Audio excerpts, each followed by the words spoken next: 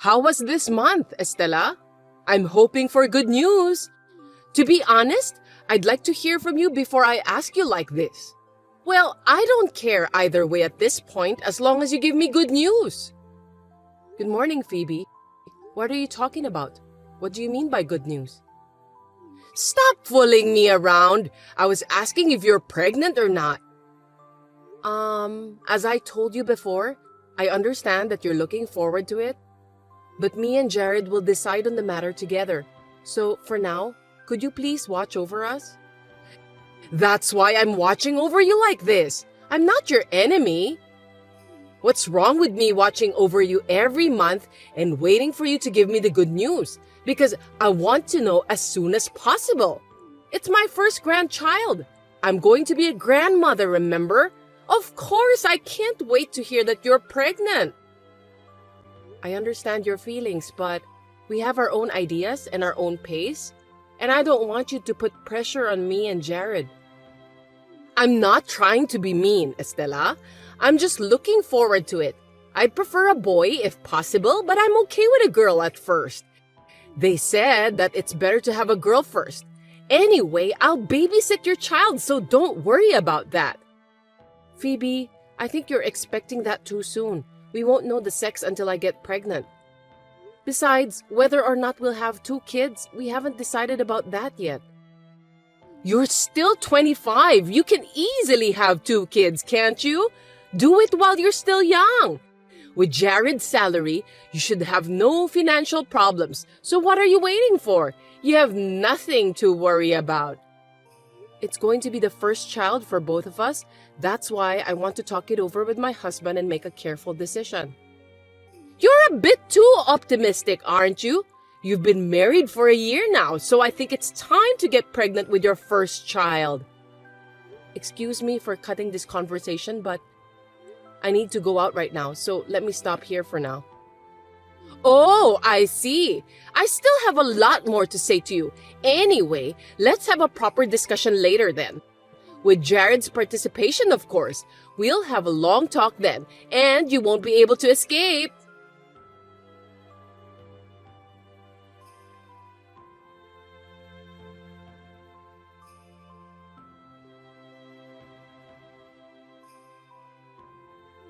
Oh my! What are you going to do with such passivity?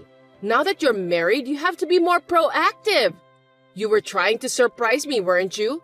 If so, it was a big success. But if you're pregnant, you better tell me. What? No, I don't have any good news for you yet. Oh my God! Our neighbor, Miss Adams, saw you go into the obstetrics and gynecology clinic. Don't hide it.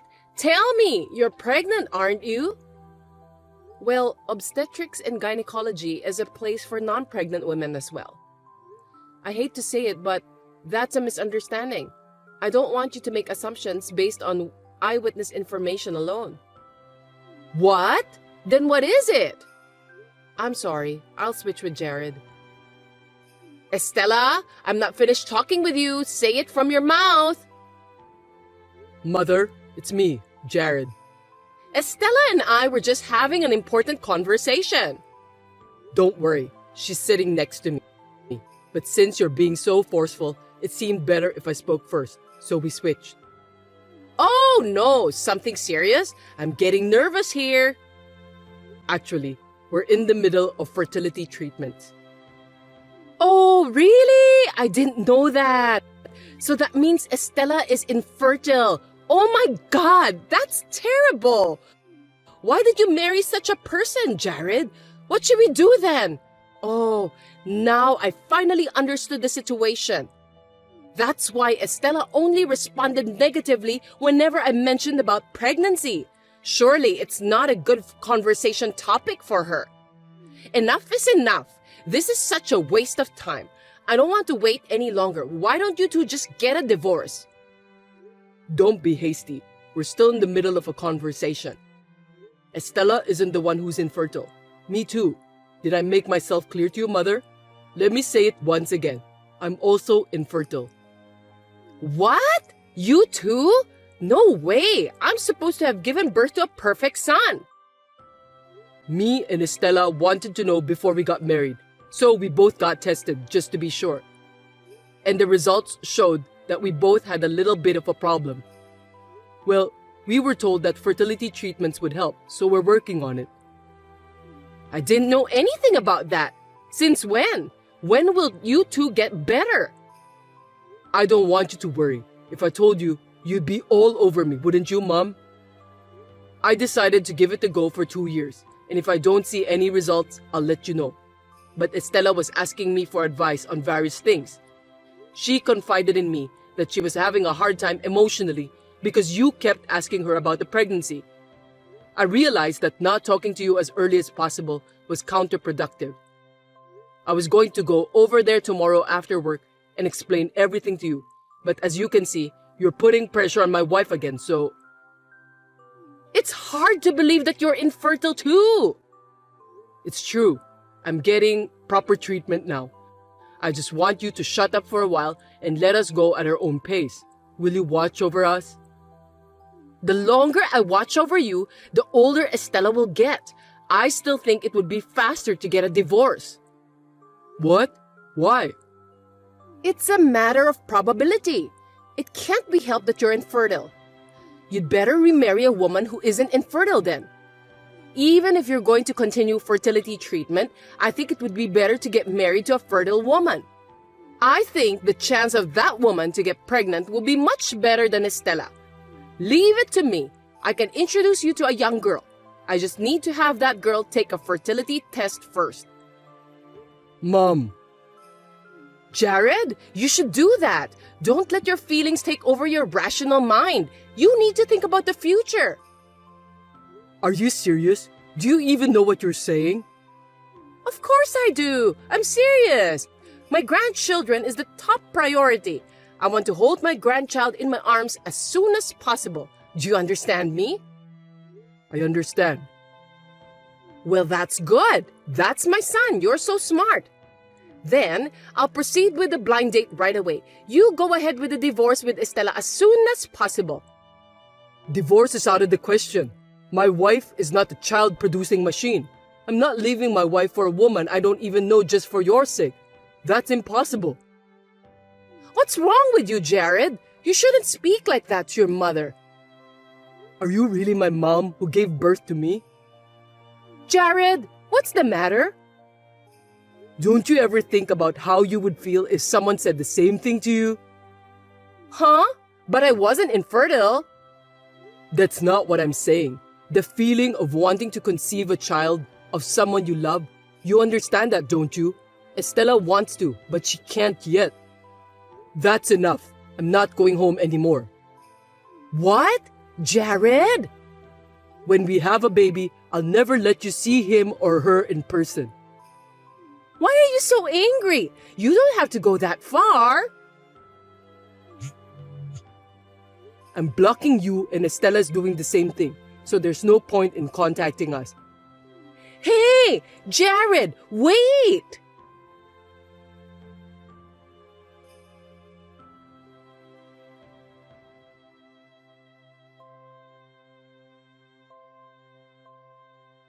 When my husband reported this incident to his father, he was very angry and scolded Phoebe for her lack of delicacy. A month later, my husband's request for a transfer was approved and we decided to move. In addition, the good news continued, and thanks to the fertility treatment, I got pregnant. After spending 10 months and 10 days without incident, I gave birth to a healthy baby boy. However, I did not tell my mother-in-law about this. Perhaps she may have heard about it through rumors. Apparently, she has a knot in her head that she thinks that as long as she has a grandson, she can go back to her former relationship. My father-in-law kindly suggested to keep it as a secret because it seems that my mother-in-law doesn't understand that she is the main cause of the problem. My father-in-law sometimes sneaks out to the baby, though it is an hour-and-a-half drive from his house. It will be a little while before my mother-in-law will be able to hold her grandchild in her arms.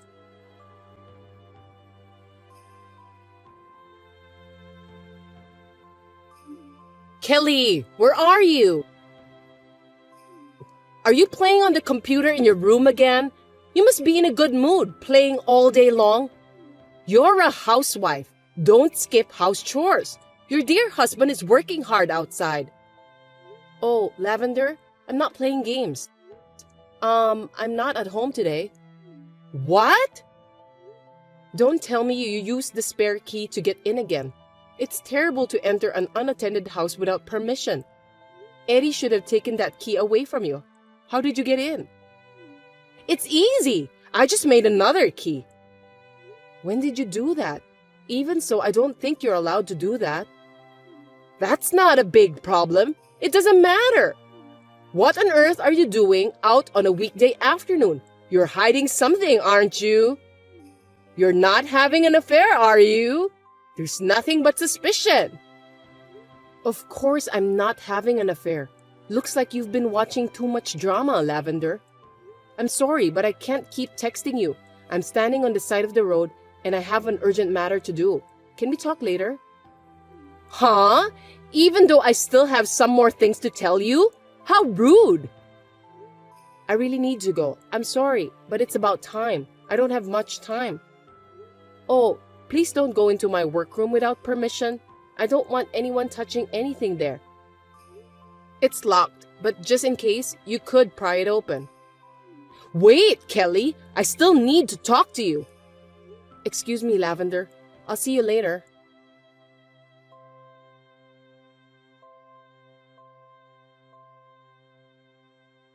Kelly, are you there?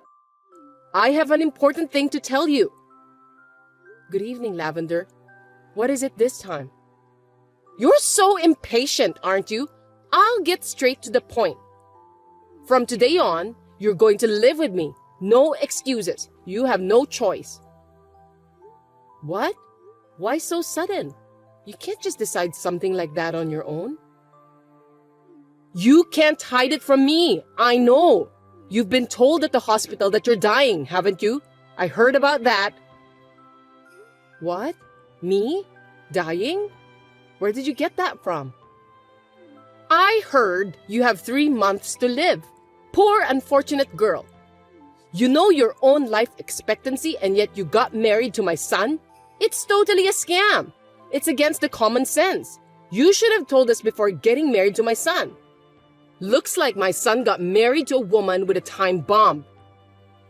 Where in the world did you hear about that? You can't fool me. You were at the hospital yesterday. Oh, yes. I just went to visit a friend in the hospital. You're lying. Do you have any friends? You are such an outrageous wife. I'd really like my son to divorce you right now, but it wouldn't be right for the world to see me kicking out my son's wife who's been told that she's dying.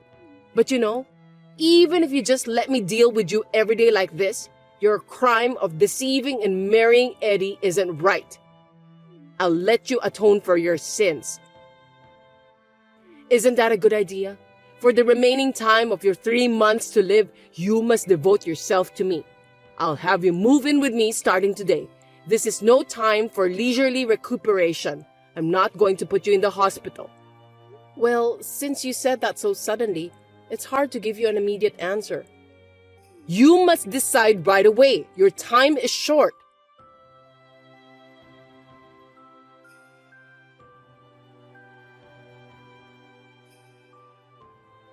Eddie, are you still at work? Do you have a minute? I'm in a bit of trouble. Hey, what's up?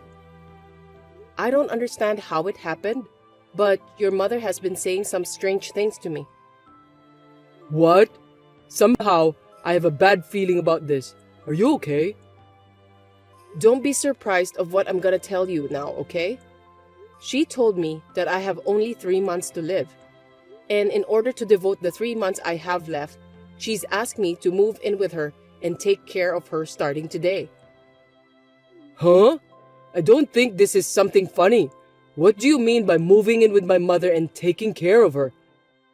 Kelly, you just had your health check last month and was told that you are super healthy. I don't think a person as healthy as you has only 3 months to live. It's just like that. Funny, isn't it? Becoming some sort of slave for your mother for 3 months? It doesn't make any sense at all. Oh, Could it be that thing? Yes, I was thinking about the same thing. Maybe that's it. Maybe she came into our house without my permission again and was listening to that while I was in my workroom. I see. Trespassing again. And now she's being paranoid. Oh, gosh. So, what should we do? Do we have to execute that plan? I think it's the right time to execute that plan since we're well prepared. Well then, looks like the mission has started. Roger, see you later then.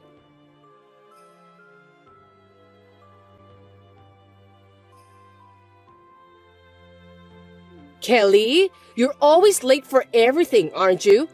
I haven't received your reply. How long are you going to make me wait? Sorry to have kept you waiting, Lavender. I got a call from someone I know. Hang up the phone right now. Such a phone call. I don't have the whole day for you. So, what's your reply? Okay, I won't be hospitalized. Good. You're being awfully nice. I'll have you work for me every day. You don't have time to get sick. I'll take care of it, but I'll need some time to move in. What? For what? Hurry up! I need to prepare a change of clothes and other personal items. Are you asking me to move in with just the clothes I'm wearing on right now? Your neighbors spread a bad rumor about you if you live with your daughter-in-law who wears the same clothes every day and don't change, right? That's indeed a problem. I have to be considered as a nice person by my neighbors. I know, right? So please give me 3 days. I'll do my best to get ready. I won't embarrass you, Lavender. Also, you have some allergies, right? I'm sure that the house will be covered in dust during this period. You will definitely have a hard time with sneezing and runny nose if I don't clean the house. I definitely don't think it would be a good idea for you to come quickly. I don't have a choice. I don't like dust. So I'll wait until you're ready. Well, 3 days will do. No more than that.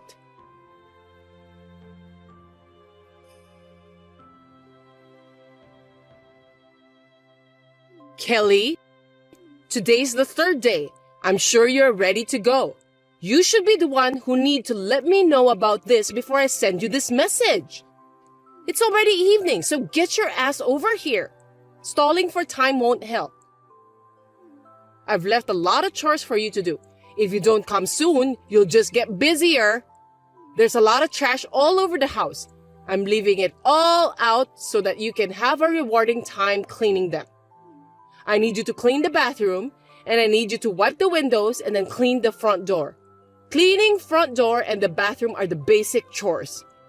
And for starters, I need you to make dinner for tonight. I'm starving, so please make it really quick. Before that, I need you to wash the dishes for the next 3 days, so you'll have less time than you think. Oh, and you'll need to buy some groceries too. I want you to make me a steak dinner tonight with the finest beef to celebrate the start of our new life together. Of course, you will pay for all of it. You only have 3 months to live anyway, so what's the point of leaving money behind? Spend all your money on me before you go to heaven. Hello, Lavender. Sorry for the delay in getting back to you. Me and Eddie have arrived at a new place around mid-afternoon. Gosh, what a busy day. What? You're already here? How come I don't see you guys? We're in the middle of unpacking, but we're doing our best. I've been so busy with work that I haven't been able to catch up on cleaning up. I'm working on my computer right now. By the way, we're planning to have Chinese food delivered for dinner tonight. Huh? What are you talking about? I haven't received any of your belongings, and you yourself aren't here yet. Where are you now? Have you gone crazy from the shock of being told that you only have a few months to live? Are you being delusional? Are you okay, Kelly?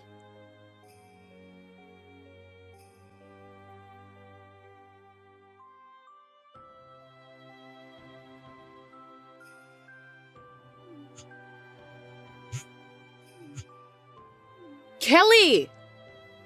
Yes, Lavender, what's wrong? I'm busy, you see. I told you, didn't I? Where are you? I'll have you explain it to me properly. I thought you were just being paranoid and you didn't want to live with me, so I came to pick you up. There's no one in the house. The family next door told me that you moved out this morning. I told you, didn't I? I'm not being paranoid. My brain is still working well. Anyway, me and Eddie finished the move by mid-afternoon. What are you talking about? You think you can just run away like that after what you did? You agreed to move in with me. You said you would live with me, not to be hospitalized. I listened carefully to what you've told me. You know that. Are you being paranoid, Lavender? I told you that I won't be hospitalized, but I don't remember agreeing to live together with you. I never agreed to move in with you. In the first place, I wasn't told by the doctor that I was dying. I'm in perfect health. Huh? No way! That can't be true. I heard that with my own ears. It's useless for you to hide the fact about that. Lavender, you came to my house without permission again and listened to me from the front door of my workroom. That's when you heard someone talking about me having just 3 months to live, right? I can't think of anything else. That's right. You can't get away with it because I heard it correctly. I definitely heard him say that you only have 3 months to live. It sounded like you were talking by using online meeting apps or something. That must have been the doctor or nurse talking to you. Lavender, that's a scenario. You misunderstood because you eavesdropped halfway through the conversation. Huh? Scenario? What do you mean? It involves work, so I can't go into the details even for your sake. You know that Eddie is a scenario writer, right? And that he rents an apartment for work? Yes, of course. Eddie works hard every day, unlike you. He's sensitive, you know. He says it's hard for him to concentrate when he works from home. He's been working that way since he was single and when he was still living at the family home. Yes, and that hasn't changed even now that he's married and living with me. In contrast, I use the other room as my workroom. I don't know how much you understand that. You came without an appointment to interrupt my work, either on purpose or by accident, aiming for the time when I'm alone during the day. Huh? Does that matter still bother you? You're living like a parasite and just pretending to be a housewife. I don't think that you're working. It seems like you don't know anything. It's true, isn't it? You're just staying in your room playing video games or something anyway, aren't you? If you've seen your son, who went on to become a scenario writer from home, you know that you can make enough money from home, don't you? When it comes to my case, who is his wife, you instantly don't understand the matter. Is that intentional? Don't you realize that what you are saying is full of contradictions? What? That's rude. Who do you think you are that you're allowed to talk like that to me? I don't think I can get you to listen to me, so Eddie said that he would explain to you. You guys can talk to each other now. Wait! Kelly!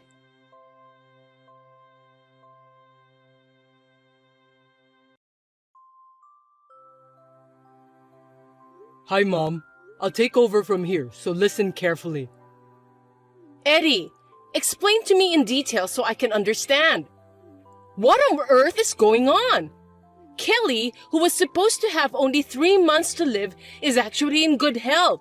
Well, she certainly looks healthy, doesn't she?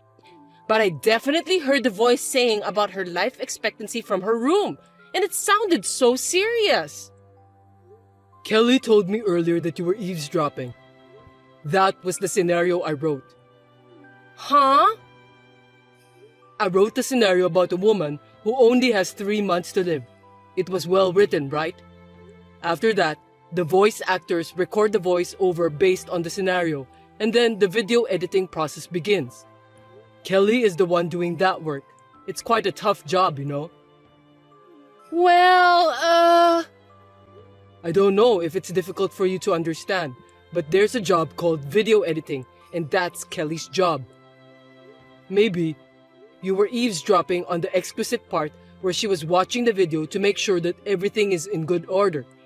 You mistakenly thought it was Kelly who was told about her life expectancy. If you had checked on the spot, this wouldn't have happened. What did you say? That's why, Mom. we're going to cut ties with you to protect our lives. Cut ties with me? Why are you suddenly talking like that? I haven't done anything wrong, have I? It's not so sudden for me. You know why I didn't work in my room at home when I was single? You said it was because you couldn't concentrate at home since you're sensitive, right? I was being nice not to tell you, but the truth is that I couldn't concentrate because you would get in my way. What? Me? No way, that's... Mom, no matter how much I say I'm working, you kept coming to my room and talk to me. When I'm writing a scenario, any noise interferes with my work. I can't tell you how many times I've lost my concentration because of you, Mom. If I lose my concentration every single time, I get extra tired and I can't write anything good. It interferes with my work. So I solved the problem by renting an apartment for work and commuting there. I got used to this style, so even after I got married, I selfishly asked Kelly to let me go to the apartment and do my writing as usual. Now you are interrupting Kelly while she's working at home. Do you know how stressful that is? Well, I thought she was just a housewife. I explained about Kelly's job to you before we got married, right? I don't think you understood me well enough.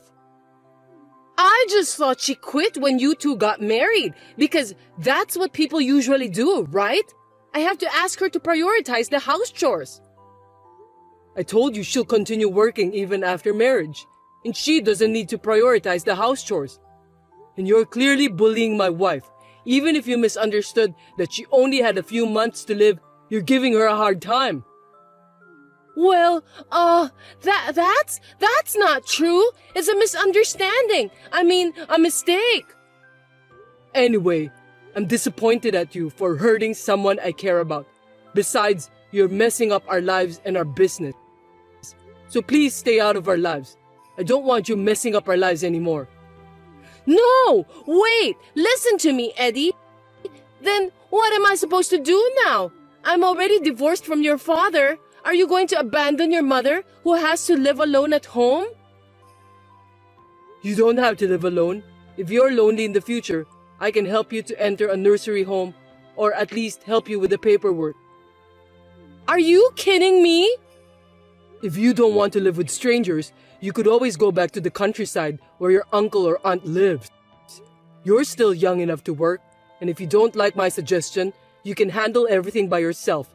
I can't take care of you anymore. I'm sorry, but I don't want to do either of those things. And don't call me pretending that it's urgent, okay? If you have to, go through your aunt or uncle. Well, I'm going to cut ties with you, so I'll never see you again. You have to be strong on your own. No! Please don't do that to me! I don't want that! Eddie, don't leave me alone! Farewell, Mom.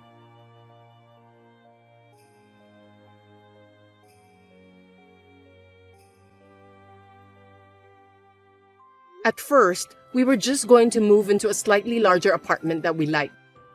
But after Eddie found out that his mother started to bully me after she misunderstood that I was dying, his anger finally exploded. He decided that we should move to a new house that he had rented in advance, and then he declared about cutting ties with his mother. With a deep sigh of relief, he muttered that it was the right decision to move to a distant place. My mother-in-law, who was left behind, spent some time trying to get in touch with Eddie and crying for help to all her relatives.